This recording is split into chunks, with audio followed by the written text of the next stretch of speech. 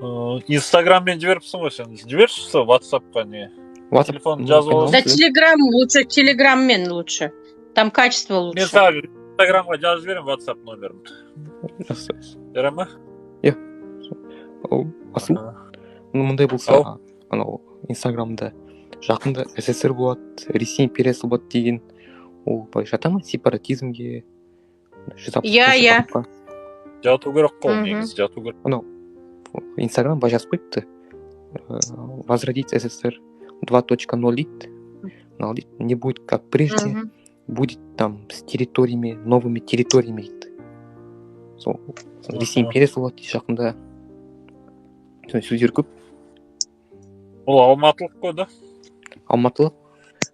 Отчествосы Мұхтар. Алматыда. Арыз жазу керек. Алматыда бар ғой, ол әбден это не.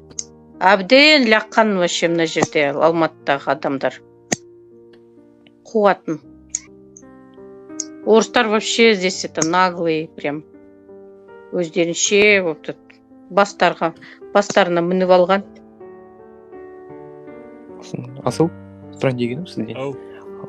Дүкенде, ресторанда ас мәзір болмаса, қазақ тілінде қызмет көрсетпесе не істеуге болады?